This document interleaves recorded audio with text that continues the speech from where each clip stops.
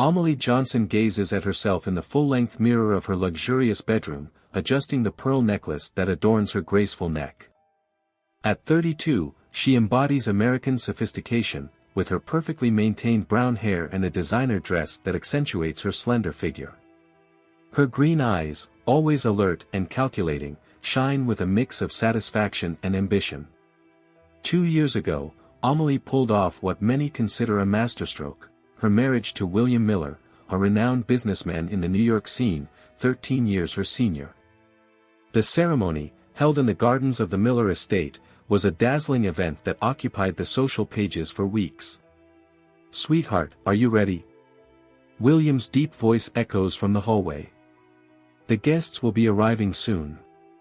Amelie touches up her lipstick one last time before responding, "I'm coming down, darling." She descends the grand marble staircase, her heels clicking through the house. The estate, located on the outskirts of New York City, is a 19th-century architectural masterpiece, with meticulously maintained gardens and a panoramic view of the city. It symbolizes the power and wealth of the Miller family, a name synonymous with success for generations. William waits in the foyer. He's a tall, distinguished man, with graying temples that lend him an air of wisdom. At 45, he's a respected figure in business circles, known as much for his acumen as for his generosity toward philanthropic causes. "You look stunning, as always," William compliments, kissing Amelie's cheek gently. She smiles, a practiced gesture that doesn't quite reach her eyes. "Thank you, darling. This event is very important to you, isn't it?" William nods, his face lighting up with genuine enthusiasm. "Yes, the funds we raise tonight will make a real difference for underprivileged children in New York. I can't wait to see the results." As William speaks about his philanthropic projects, Amelie struggles to maintain an expression of interest. She thinks about the benefits she reaps from this union: luxury jewelry, designer clothes, lavish trips. A world far removed from her modest childhood in suburban Cleveland. The sound of slow footsteps interrupts her thoughts. Ruth Miller, William's mother, carefully descends the staircase, leaning on the railing. At 70, Ruth retains an elegant posture, though the years have taken their toll. "Good evening, my dears," Ruth greets with a warm smile. "It's a lovely night for a party, isn't it?" William immediately helps his mother up the last few steps. "Mom, are you sure you want to join? You can rest if you're not feeling well." Ruth waves a hand dismissively. "Nonsense, William. I wouldn't miss this party for the world. It's such a noble cause." Amelie watches the interaction between mother and son with a mix of impatience and barely concealed irritation. Ruth's constant presence in the mansion reminds her that she's not the only woman in William's life. "Ruth, it's so kind of you to join us," Amelie forces a smile. "I'm sure the guests will be delighted to see you." The older woman casts a penetrating look at her daughter-in-law, as if seeing through her facade. "Thank you, Amelie. I hope I'm not imposing on you young folks." The remark hangs in the air, loaded with unspoken tension. William, oblivious to the subtle friction, checks his watch. "I think it's time to greet our guests," he announces, offering an arm to his mother and another to his wife. As they head toward the grand hall, Amelie can't help but reflect on how much her life has changed over the past 2 years. Marrying William had granted her access to a world of privilege she had always coveted. However, she often wondered if the price, living with a vigilant mother-in-law and a husband more interested in charity than passion, was worth it. The ballroom doors open, revealing a crowd of elegantly dressed guests. Amelie straightens her shoulders and widens her practiced smile. This was her life now, a permanent stage where she played the role of the perfect wife. And, like in all performances, she was determined to be the star of the show. On this chilly autumn morning, the sky over New York is covered with gray clouds, as if nature itself is mourning. At the Greenwood Cemetery, a small crowd dressed in black gathers around a polished mahogany coffin. William Miller, the renowned businessman and philanthropist, has left this world as suddenly as unexpectedly. Amelie Johnson Miller stands at the head of the group, a slender and elegant figure even in her black mourning dress. Her face, partially hidden by a lace veil, is the very picture of sorrow and helplessness. Occasionally, tears trickle down her pale cheeks, carefully wiped away with a silk handkerchief.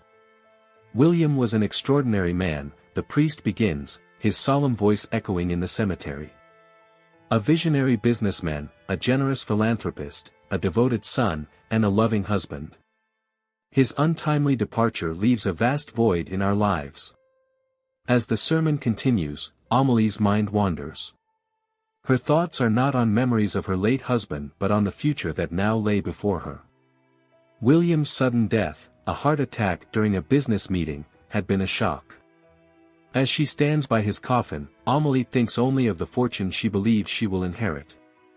Beside her, Ruth sobs softly, her frail body trembling with grief. The old woman leans heavily on Amelie's arm, who struggles to maintain her sad demeanor while supporting her mother-in-law's weight.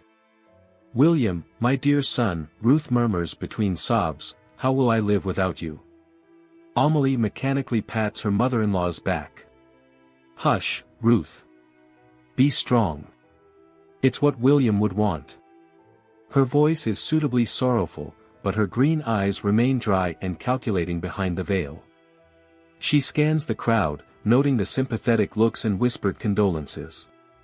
Prominent businessmen, influential politicians, local celebrities, all have come to pay their final respects to William Miller. "Such a tragedy," Amelie hears someone murmur. "So young, so full of life. And leaving behind such a young widow." She lowers her head, hiding the flash of satisfaction in her eyes.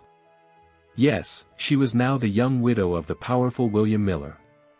The sympathy of these wealthy and influential people would be useful to her, she was sure. As the ceremony draws to a close, people approach to offer their condolences. Amelie accepts each hug, handshake, and word of comfort with studied grace. Her face is a perfect mask of contained grief, while her mind buzzes with plans and possibilities. "My dear," says Mr. Thompson, the family lawyer, approaching her after the funeral. "Please accept my deepest sympathies.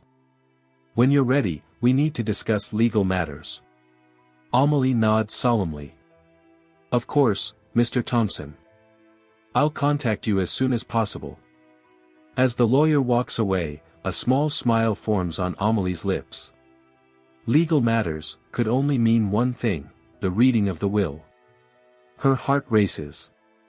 Back at the mansion, Amelie retreats to her room, citing emotional exhaustion. Away from prying eyes, she finally lets her mourning mask slip. Sitting before her vanity, she gazes at her reflection in the mirror.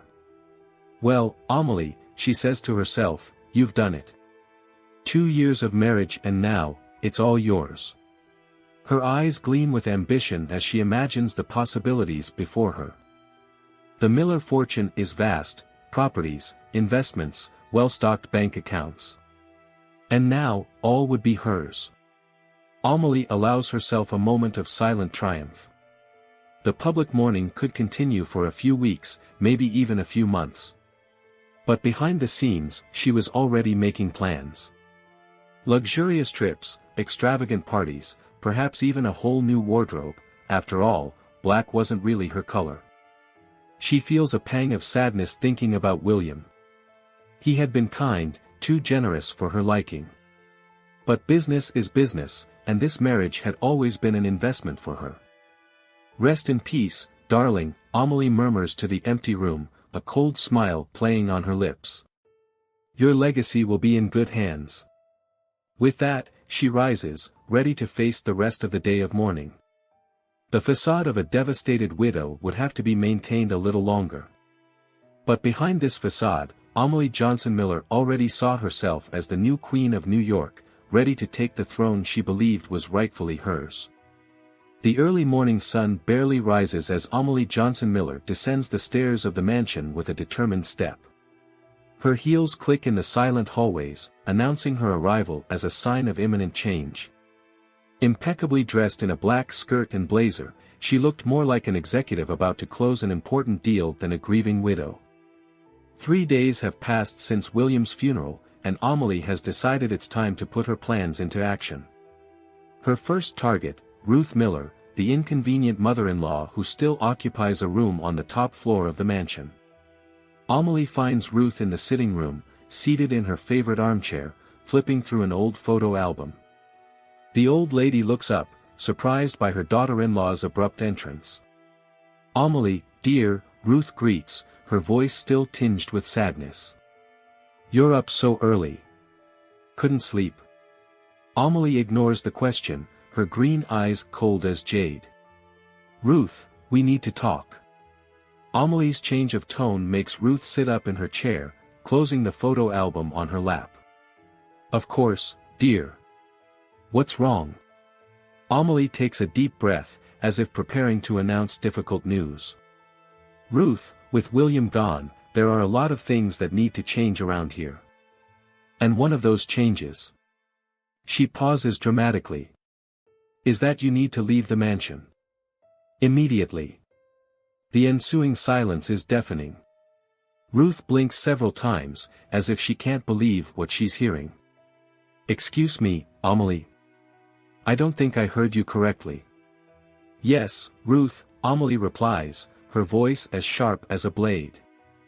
"I want you to leave this house. Today." Ruth's trembling hands cling to the photo album. But this is my home. William. William is no longer here," Amelie interrupts harshly. "And now, I am the owner. Frankly, Ruth, it's time you moved out. A woman of your age should be in a more appropriate place." Tears well up in the old lady's eyes. "Amelie, please reconsider. This house is full of memories. I raised William here, I've spent my entire life in these halls. Where would I go?" Amelie shrugs, indifferent to Ruth's growing despair. "I'm sure you have friends or other family who can take you in. Or maybe it's time to consider a retirement home." "A retirement home?" Ruth repeats, horrified.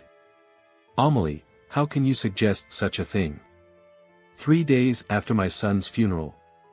"That's exactly why, Ruth," Amelie responds, her voice now laced with false compassion.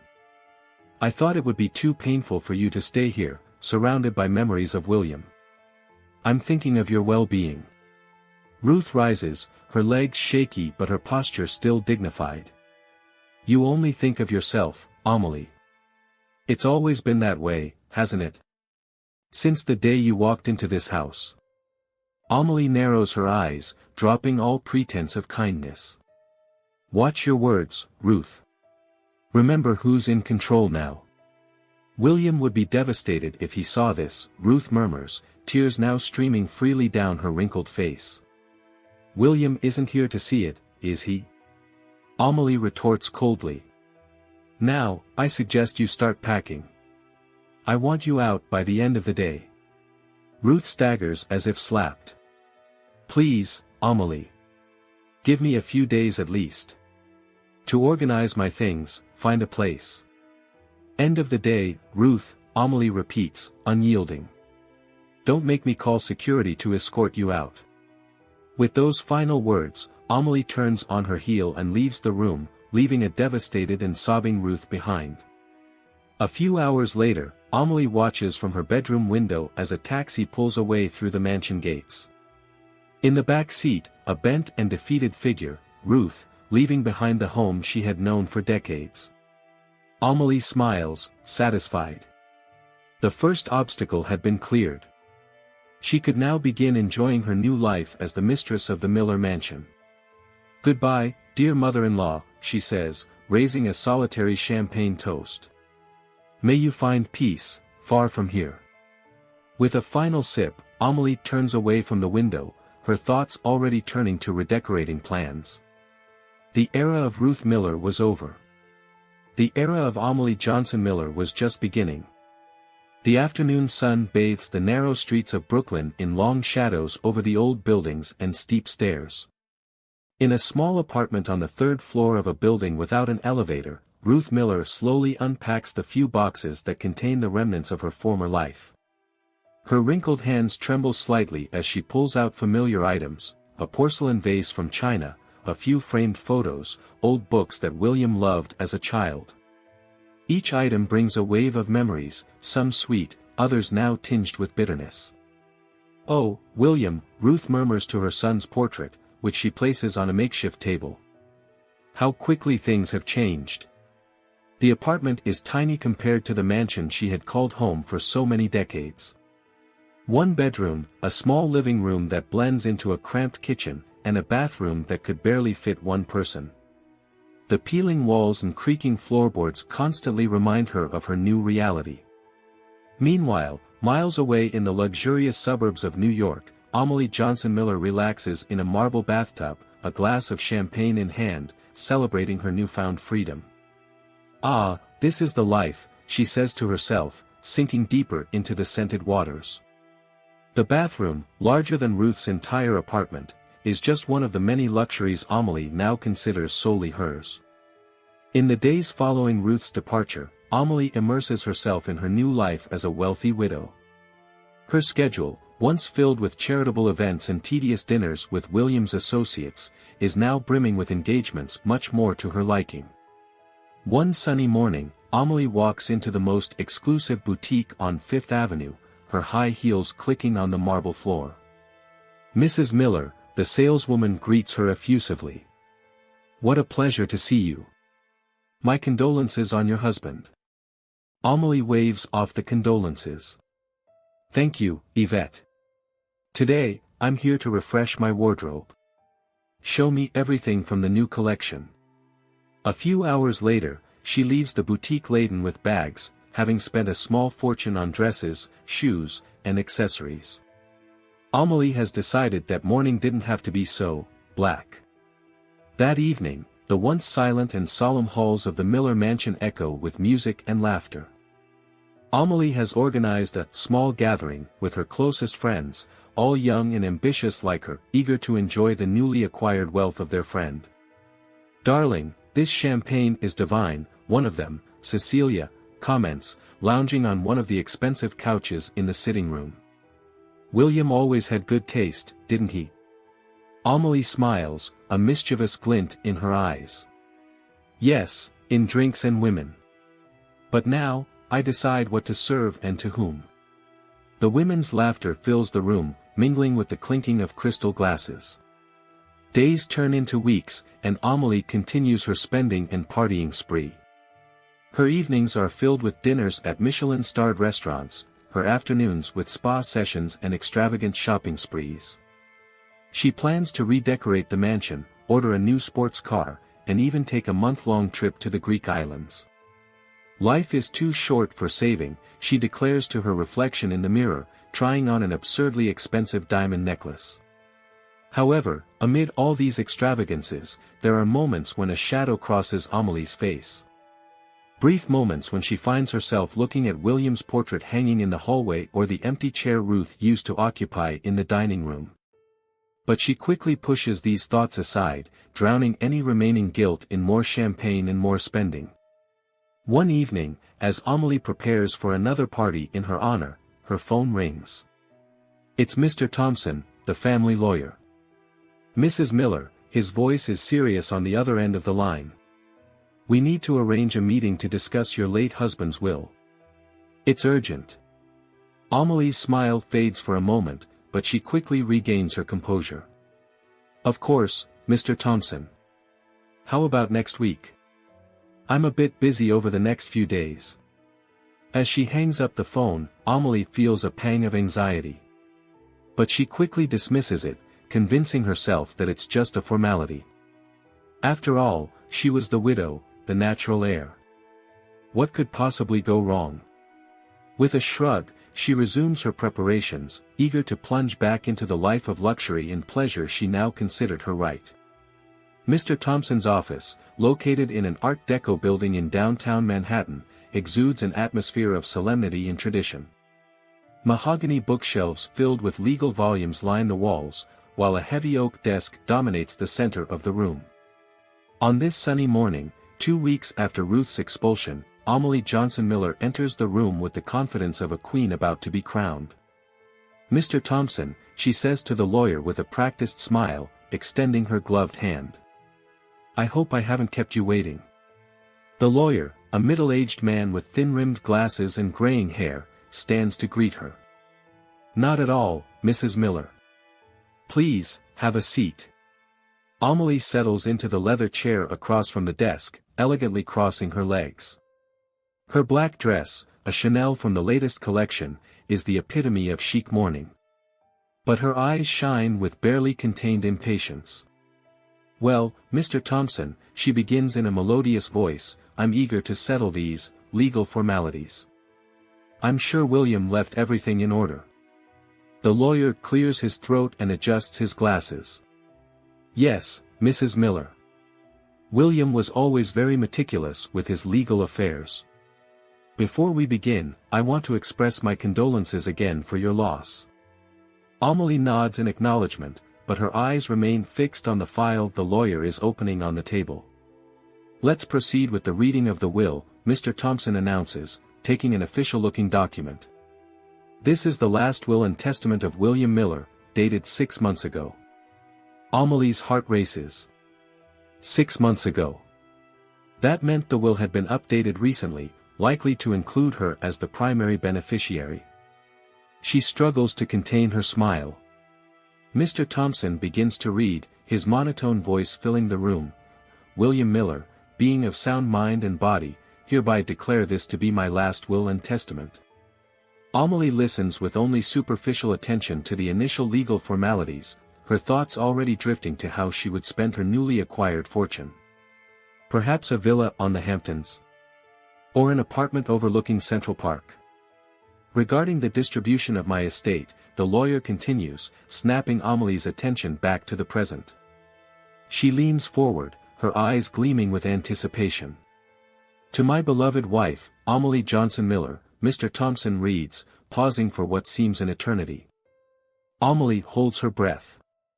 I leave our current residence, the Miller mansion, on the condition that she continues to care for my mother, Ruth Miller, allowing her to reside in the property for as long as she wishes. Amelie's smile freezes on her face. There had to be more, right? The mansion was just the beginning, she thought. The lawyer continued, as for the remainder of my fortune, including all stocks, investments, additional properties, and bank accounts. Amelie leans even further forward, nearly toppling from her chair.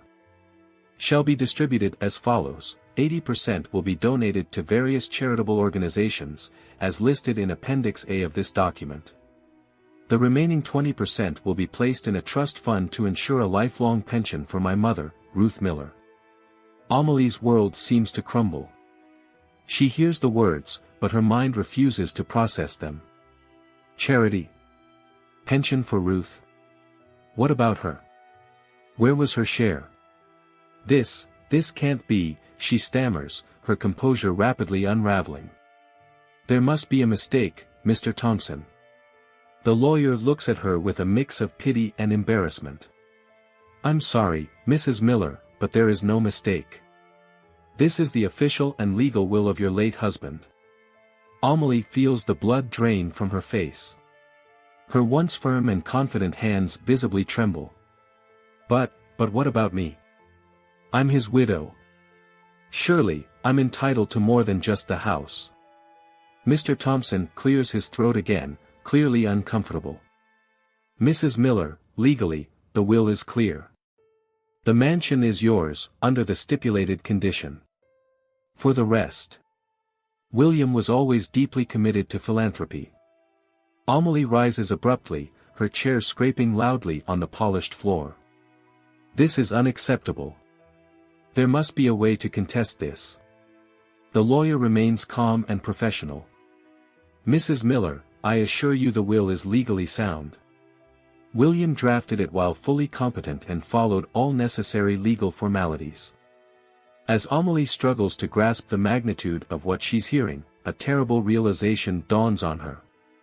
She had thrown Ruth out of the mansion.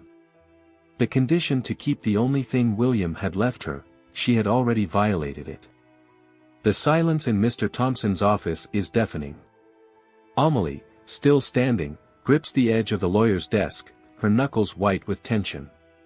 Her face, once a mask of confidence and elegance, is now contorted with a mix of shock, anger, and despair. "No," she murmurs, more to herself than to the lawyer. "This can't be. William wouldn't do this to me."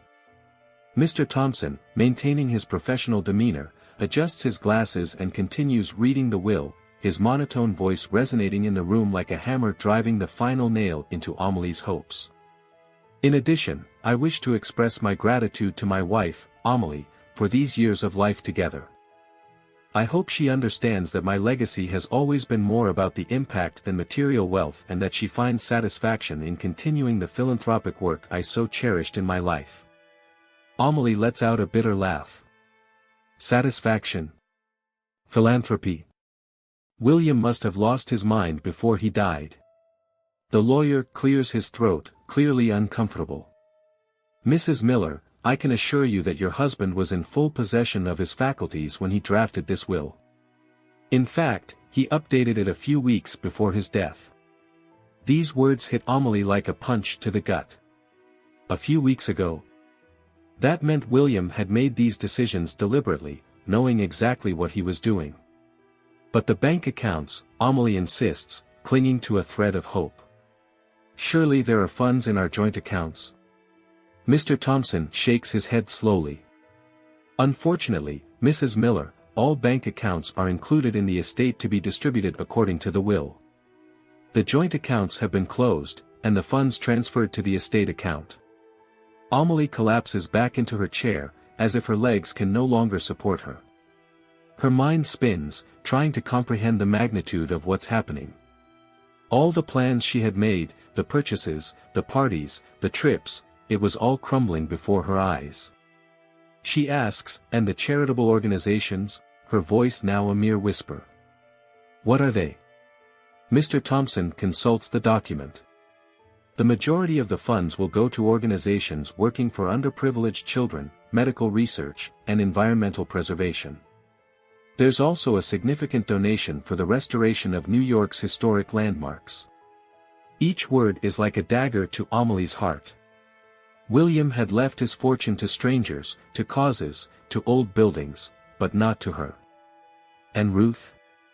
Amelie suddenly remembers the mother-in-law she had so cruelly evicted. "You mentioned a pension for her?" The lawyer nods. "Yes, Mrs. Miller. Mr. Miller established a generous trust fund to ensure his mother's comfort and well-being for the rest of her life. The monthly stipend is substantial." Amelie closes her eyes, feeling a wave of nausea. Not only did she have almost nothing left, but Ruth, the annoying old woman she had thrown out, was now financially secure forever.